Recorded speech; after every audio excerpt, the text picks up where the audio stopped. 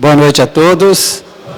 É uma alegria enorme estar aqui para nós estudarmos o Evangelho, né? É uma ousadia nossa estudar o Evangelho de Jesus. Entretanto, só através da experiência que nós vamos colocar em prática os ensinamentos maravilhosos que Ele deixou para nós. Eu gostaria de colocar para vocês que eu toda a vida gostei mais de fazer estudo e não de palestra. Palestras são pessoas muito mais capacitadas do que eu. Mas eu vou me esforçar ao máximo para colocar o que eu entendo a respeito do tema que vai ser levado hoje, que é o homem de bem.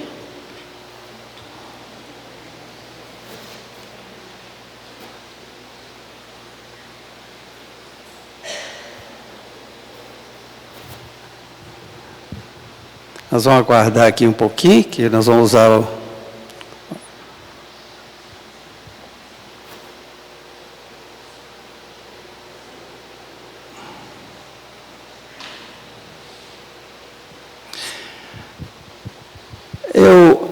Eu gostaria de colocar para vocês que eu já nasci num lar espírita, apesar de eu estar com 81 anos, é muito tempo já, né? Então, ele fica investido de uma responsabilidade muito grande de falar em público. A comunicação, no meu entender também, é uma coisa muito difícil, certo? Muitas vezes, a gente quer fazer uma colocação e não atinge todo mundo. Entretanto, eu gosto de usar um palavreado bem acessível a todo mundo, para que o ensinamento e o tempo de vocês não tornem-se perdidos, certo? De acordo com o evangelista Mateus, no capítulo 5, versículo 44, 46, 47 e 48, o mestre nos diz, abre aspas, amai os vossos inimigos, fazei bem àqueles que vos odeiam e orai por aqueles que vos perseguem e que vos caluniam. Porque se não amais, senão aqueles que vos amam, que recompensa com isso tereis? Sede vós perfeitos, como vosso Pai Celestial é perfeito. E eu confesso que a primeira vez quando eu me detive com o Evangelho nessa área, eu fiquei muito preocupado. Eu era jovem ainda e não tinha a experiência que a gente tem hoje. E a facilidade também que as obras complementares do Espiritismo veio nos capacitar o entendimento. Falei, nossa, mãe do céu, como que numa existência só eu posso ser perfeito? Fiquei preocupadíssimo, né? Falei, nossa senhora, estou perdido, né? Aliás, estamos perdidos, né? Entretanto, com o passar do tempo e a explicação das entidades espirituais iluminadas que, através do Chico e de outros médios, passaram para nós, a nossa capacitação de entendimento melhorou muito. Então, a gente viu que o mestre, quando ele afirma que a gente tem que ser perfeito igual o nosso Pai Celestial é perfeito, é que nos mostra um roteiro, um caminho. Não que a gente tivesse necessidade, numa reencarnação, a gente se tornar um homem de bem. Vai levar tempo, entendeu? Mas nós temos que começar, não é isso? Boa vontade, sempre eu coloco para as pessoas que estudam comigo, é o primeiro passo, mas não é suficiente, nós temos que dar os outros passos para atingir o nosso objetivo. Entretanto, no Evangelho, de acordo com o Espiritismo, as entidades sublimes que responderam ao nosso insígnido codificador nos fazem entender que não podemos tomar ao pé da letra essa afirmativa de Jesus, né? Igual eu coloquei anteriormente, essa máxima de Jesus, ele quis nos dar, realmente, mostrar um caminho, a necessidade de a gente procurar melhorar paulatinamente.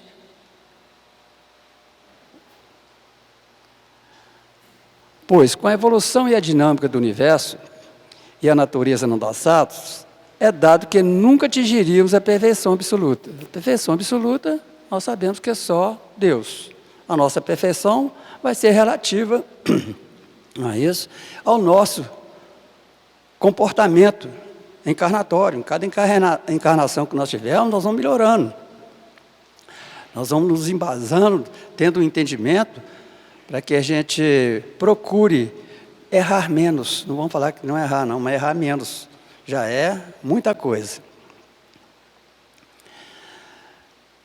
Nosso Jesus somente quis nos apontar um modelo para, durante nossa existência, esforçarmos o máximo para alcançar não a perfeição absoluta, que é o nosso Pai, e sim uma perfeição relativa. Então, realmente, o planeta Terra é um planeta quase primitivo ainda. Confrades nossos aí afirmam que nós já estamos entrando na regeneração, mas eu sou muito cético. Eu sou muito analítico também. Nós somos muito heterogêneos ainda, né? Aqui agora, essa assembleia que nós estamos formando aqui agora, cada um está num patamar de percepção. E o planeta todo também. Falar, nós vamos entrar já para a fase regenerativa, mas a gente vê que o planeta Terra tem até indígena ainda. Eu fico com meus botões e fico pensando, eu acredito que ainda vai demorar muito tempo ainda. Quando o planeta estiver nessa fase, não vai haver necessidade de exército, marinha, aeronáutica, polícia. Cada um vai ser o homem de bem, vai respeitar uns aos outros, vai respeitar o direito do outro. Vai ser aquele Éden, aquele paraíso. Apesar do planeta Terra ser um planeta lindíssimo, né? Mas nós que habitamos aqui é que formamos uma aura negativa aqui do planeta, né? Que até mesmo, não só nós temos aura, o próprio planeta Terra tem a aura dele, que é o conjunto de todos os pensamentos de nós, encarnados e desencarnados. Então a média está muito baixa ainda. Uma ocasião uma pessoa me perguntou, seu João, por que com toda a tecnologia nós não conseguimos ainda ter uma comunicação com um planeta diferente do nosso? Aí, cá com meus botões. Essa aura forma uma barreira magnética, entendeu? Que impede os nossos pensamentos sair daqui, para não atingir uma humanidade lá do outro lado, porque o nosso pensamento tem um poder muito grande, né? Por isso ainda, o dia que nós melhorarmos moralmente e intelectualmente, não é isso? A gente começa a ter esse contato, certamente que sim. Entretanto, a gente deve convir que para a gente se intelectualizar é muito fácil, não é isso? Você sai aí faz um curso qualquer aí, você pega um canudo aí, mas e para moralizar? Para moralizar leva milênios, certo? Para nós nos tornarmos um homem de bem demora muito, entendeu?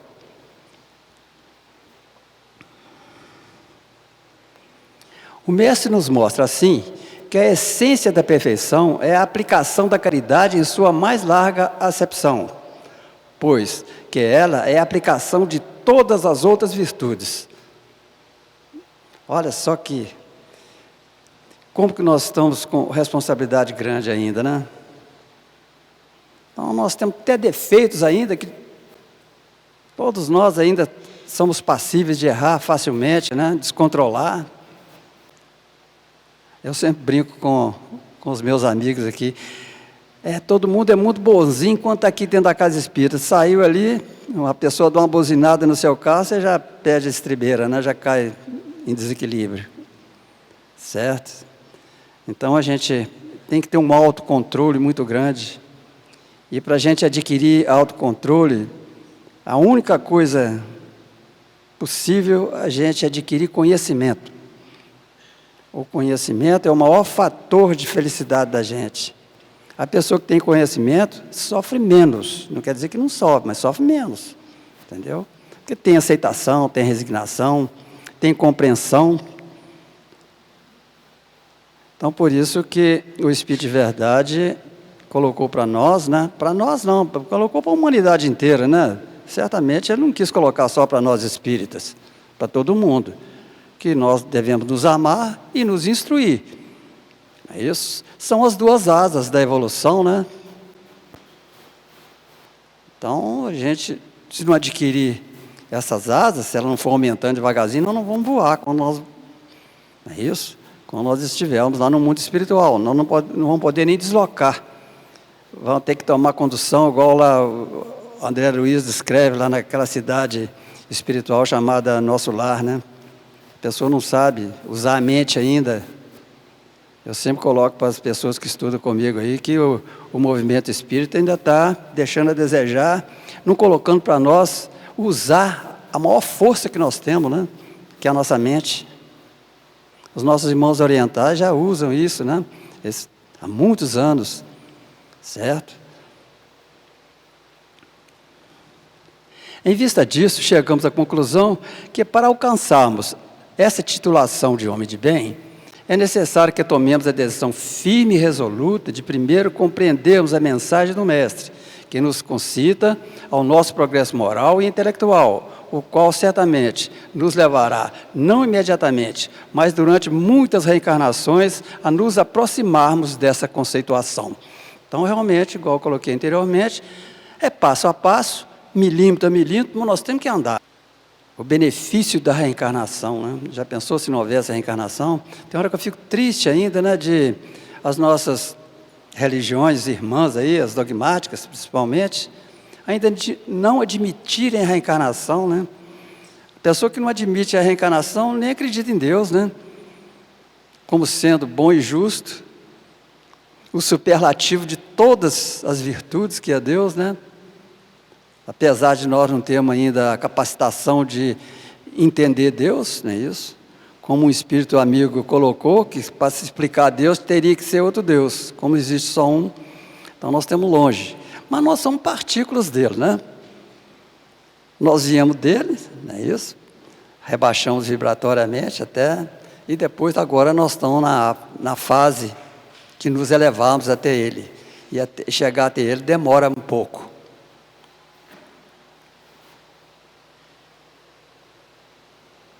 Opa, está dando pau aqui. Ah, não. A literatura espírita é pródiga em nos mostrar entidades espirituais que merecem esse tão sonhado título. Então, realmente, quem compulsa as obras espíritas, quem lê, entendeu? Tem contato, através da literatura, que existem entidades maravilhosas, né? Que até eu mexo mais na área da mediunidade, né? Tem hora que eu fico assim pensando com meus botões que tem responsáveis por reuniões mediúnicas que colocam, Bezerra de Menezes, é isso, aparece lá nas nossas reuniões e tal, dá mensagem. Então, eu, como já coloquei antes, sou muito cético, entendeu? A área mediúnica também é uma área que é a área científica do espiritismo, que a pessoa tem que estudar muito para compreender. Então, a gente vê a dificuldade, não é isso? Que uma entidade superior, um homem de bem, igual o Dr. Bezerra de Menezes, por exemplo, né? A dificuldade que ele tem para manifestar numa reunião mediúnica. Não é só ele querer, não, né? É nós que temos que criar uma condição vibratória para que ele possa estar ali, senão não tem jeito. Nós atraímos as entidades espirituais de acordo com a nossa moral e com o nosso conhecimento também, certo? Os espíritos que vão nas nossas reuniões são iguais a nós, ou melhorzinho um pouco. A diferença é que estão desencarnados, tem uma percepção maior do que a nossa, a diferença é só essa.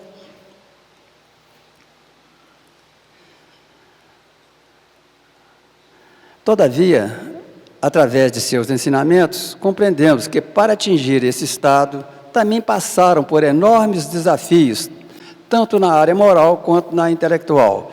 Então, realmente, o Dr. Bezerra de Menezes, entendeu? Nós estamos colocando o nome do Dr. Bezerra de Menezes, que é o mais conhecido aqui, na literatura espírita, né?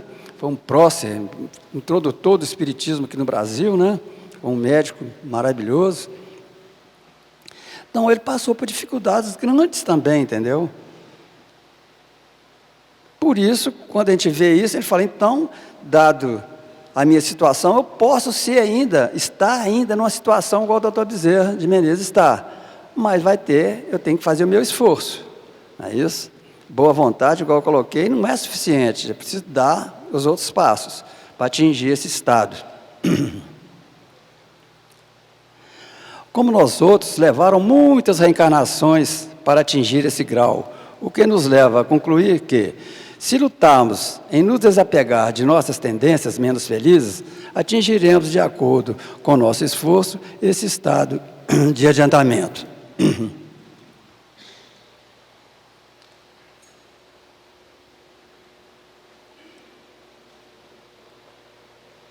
Então, como nós estamos vendo aqui, verificando, que não é um passe de mágica, não é isso? Que a gente vai se tornar uma entidade evoluída, um super-homem. Que um super-homem é um espírito evoluído, né?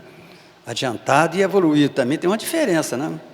Eu sempre coloco com quem estuda com a gente lá, que existem espírito adiantado e espírito evoluído. Mas tem diferença? Tem. Tem espírito que intelectualmente ele é muito adiantado, mas moralmente não é. Então ele é só adiantado, ele só tem uma asa, ele não voa. Quando ele é moral e intelectualmente evoluído, e está mais ou menos do mesmo tamanho, então ele alça voos maiores. Certo? Eu cheguei nessa conclusão, eu espero que vocês concordem comigo.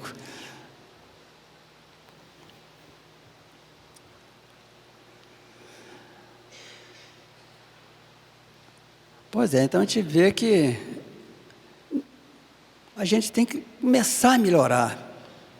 A gente colocou ali que nós temos que começar fazendo a reforma íntima. Teve uma época aqui em Divinópolis que tudo era reforma íntima, entendeu? E em ocasião fui ver como que eles faziam, eles estavam querendo acabar com o egoísmo. Eu falei, gente do céu, como que nós vamos acabar com o egoísmo, sendo que nós temos vícios ainda? Nós temos que ter uma metodologia de melhorar, acabando com os nossos vícios, com os nossos defeitos. Os mais leves, para atingirmos os mais difíceis, né? Nós estamos numa situação ainda, né, falando em egoísmo, nós estamos muito próximos da animalidade ainda. Que os nossos irmãos inferiores, que são os animais, eles agem por instinto, é o egoísmo que impera neles, entendeu? Tem dois cães aqui, você joga um pedaço de carne, eles lutam ali, até aquele egoísmo terrível, cada um querendo um pedaço dele ou tudo, entendeu? Infelizmente é o que está imperando ainda, não é isso? Aqui no Brasil e no mundo inteiro, né?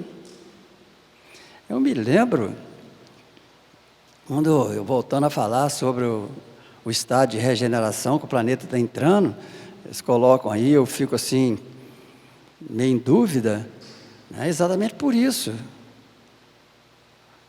Na época que eu era jovem, ninguém se via falar que um pai matou um filho, que um filho matou o pai. Hoje eu não consigo ligar a televisão mais, nem ler jornal, eu era assinante de tudo quanto é jornal, agora deixando tudo, não tem nada que presta. Você pega um jornal aí, você rasga ele, sai gota de sangue nele, só coisa horrível. Então isso deprime a gente, sabe? Principalmente nós, né, espíritas, que temos uma modéstia à parte, né? Nós temos uma compreensão um pouco à frente das outras religiões, certo? Então fica difícil da gente aguentar ler um jornal, uma revista, né? Agora o que está se passando aqui na nossa querida pátria, né? Os nossos governantes se locupletando com os bens nossos, né, que nós criamos. Isso, então, tanta gente ainda passando dificuldade, uns com demasia, outros com escassez tremenda. Isso, então, fica difícil, certo? Como vimos, essa condição evolutiva não é privilégio de seres espiritualizados, que tiveram que abandonar e desapegar das coisas puramente materiais para encontrarem no seu esforço esse estado. Visto isto, verificamos que essa possibilidade está ao alcance de todos nós. Então, realmente, quando comecei aqui a conversar com vocês, eu coloquei que eu fiquei muito mal impressionado quando eu abri no capítulo 17, né? Do Evangelho de acordo com o Espiritismo, aquelas condições, parece que são 19 condições para você se tornar um homem de bem. Eu falei, nossa Senhora, vou gastar tempo demais da conta. São virtudes ainda que nós estamos longe de adquirir ainda, sabe? Com todo o conhecimento que a gente tem, principalmente o tecnológico, né? Que está aparecendo agora. Mas eu sempre converso com os meus amigos que o nosso problema maior é governar o nosso livre-arbítrio. É isso. Então, o dia que nós soubermos governar o nosso livre-arbítrio, nós vamos marchar mais rapidamente de encontro a essa condição de nos tornar homens de bem.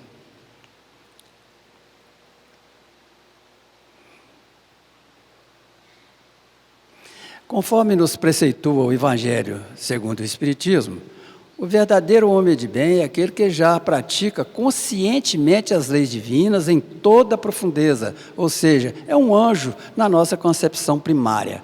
Então, realmente, quem tem essa condição de aplicar essas virtudes todas, está inerente à condição espiritual dele, ele já é um anjo, um super-homem, é isso? Um cidadão cósmico.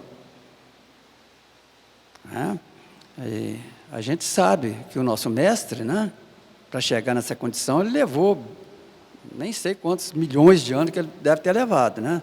Hoje ele é responsável por perto de 30 bilhões de espíritos encarnados e desencarnados nesse planeta. É claro que ele não age sozinho, né? Ele delega poderes, né, exatamente a essas pessoas que chegam nessa condição de co-criadores, que somos todos nós, algum dia chegaremos até lá, certo? É difícil? Não é, mas não é impossível não, né? Vai depender da nossa vontade, do nosso esforço, certo? Em queremos nos melhorar cada dia. O Espiritismo nos mostra que o anjo, ou o homem de bem, deve ser uma criatura emancipada das ilusões, paixões, dos caprichos e desejos que ainda o prenderiam às coisas materiais. Então, realmente, eu volto a falar outra vez, que eu sempre brinco com meus amigos lá, né, que a grande maioria, mais de 90 e tantos % aí, morre, poucos desencarnam.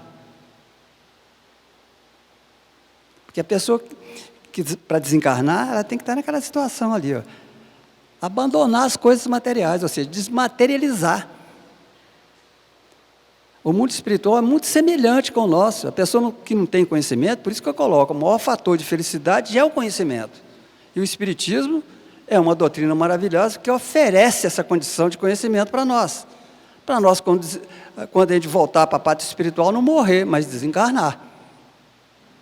A gente que lida nas reuniões mediúnicas, a gente lida só com o espírito que morreu, coitados. Eles nem sabem que estão desencarnados. Maior ignorância. A ignorância de conhecimento, claro, né? Então, é preciso que a gente procure estudar. E eu volto a falar, com o ciclo de amizade que a gente tem nos nossos estudos, o movimento espírita deixa muito a desejar nessa área. Não é só oferecer o passe, igual o Tiago colocou muito bem lá, né? Então, realmente, o passe, a pessoa tem... Eu acredito que o movimento espírita tem que oferecer conhecimento para as pessoas que estão tomando passe. Chega uma pessoa para tomar passe e perguntou lá se... A pessoa tem que fazer uma anamnese primeiro para saber, entendeu? Existem técnicas do passe, entendeu? O passista tem que ter esse conhecimento. Aí, se for num médico, por exemplo, e sentar lá e falar, estou passando mal só, e não falar o que está sentindo, fica difícil, né? Até mesmo para a espiritualidade. Ele colocou lá que a espiritualidade detecta, né? Mas precisa saber também o merecimento do próprio paciente, que é o que vai tomar o passe, né? Se ele merece ter merecimento. Porque a lei do mérito é que rege o universo inteiro, né? Por isso que eu sempre coloco. O Espiritismo não pode, não deve oferecer cura para ninguém. Quem se cura somos nós mesmos.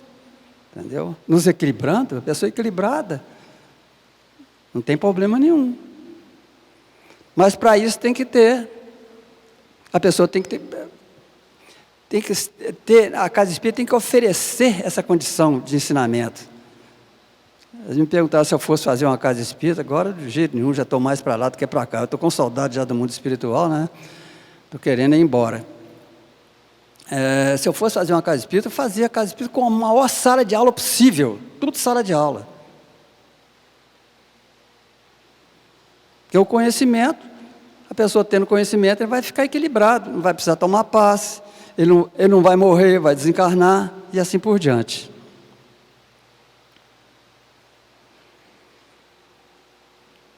Conclui-se, portanto, que é uma entidade que, em face de sua libertação absoluta de todos os campos e planos da vida física, se move em pleno direito ao trânsito incondicional do cosmos.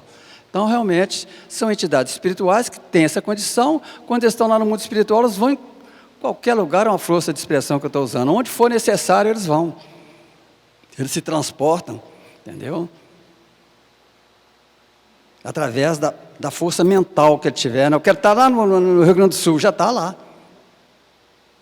Eu quero estar em tal lugar assim, quero até num outro planeta, ele vai também. Dependendo, é claro, da condição espiritual que ele tiver, né?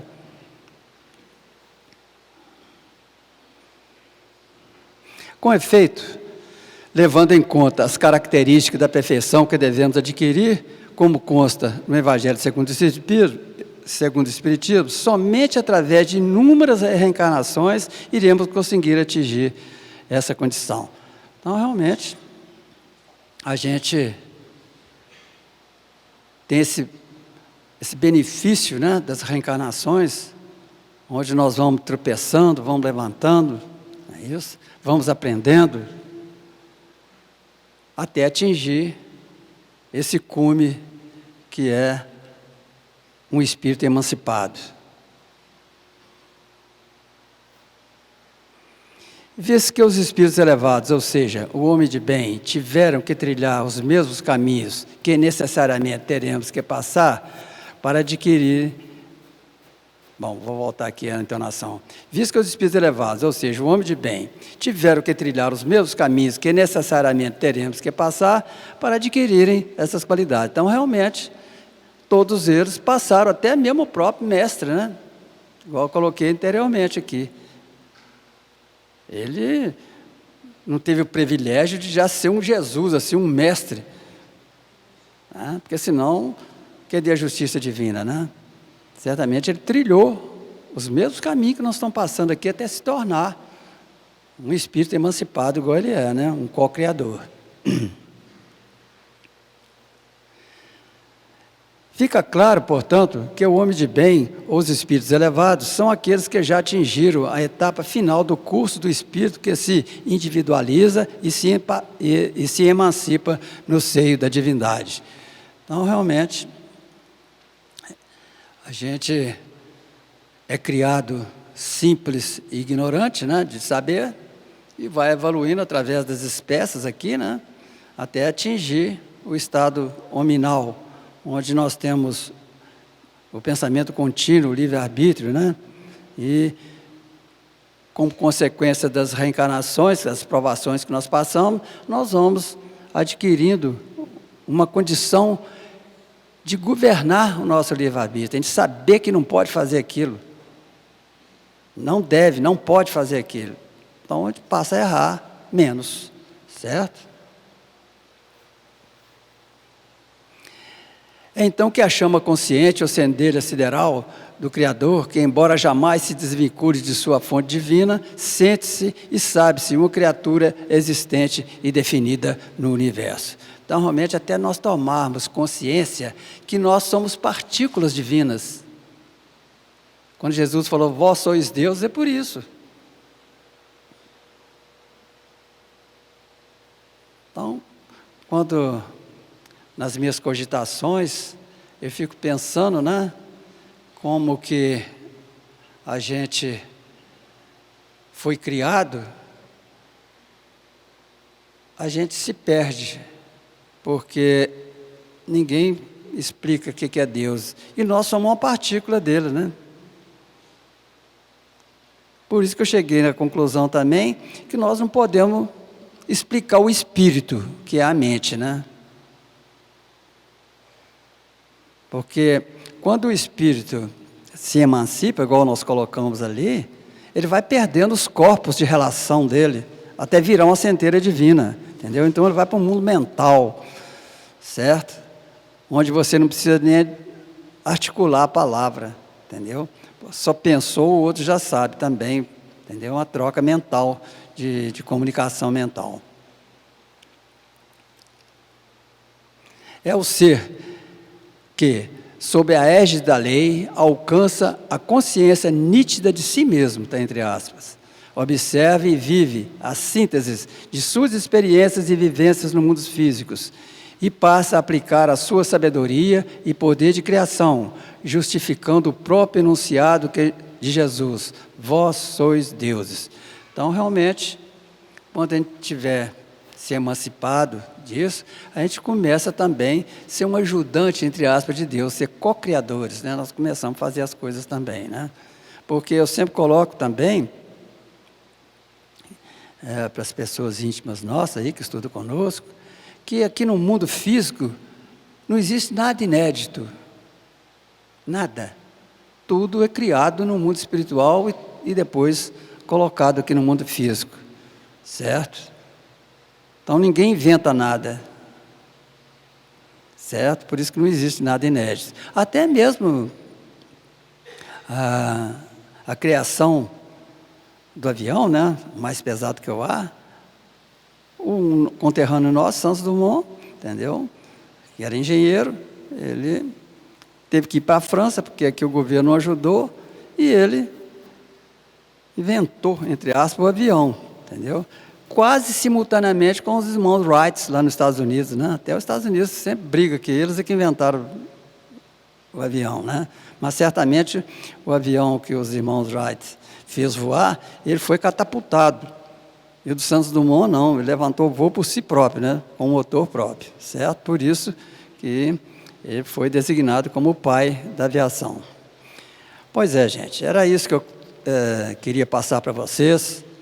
Eu gostaria que esse estudo pudesse penetrar em todos nós, principalmente em mim, para que possamos, no dia a dia, no cotidiano nosso, a gente ser uma imitação, pelo menos, do homem de bem que nós colocamos aqui, viu? Eu quero agradecer as vibrações de amor que vocês passaram para mim e que só o Mestre há de recompensá-los. Boa noite a todos. Paz e amor a todos.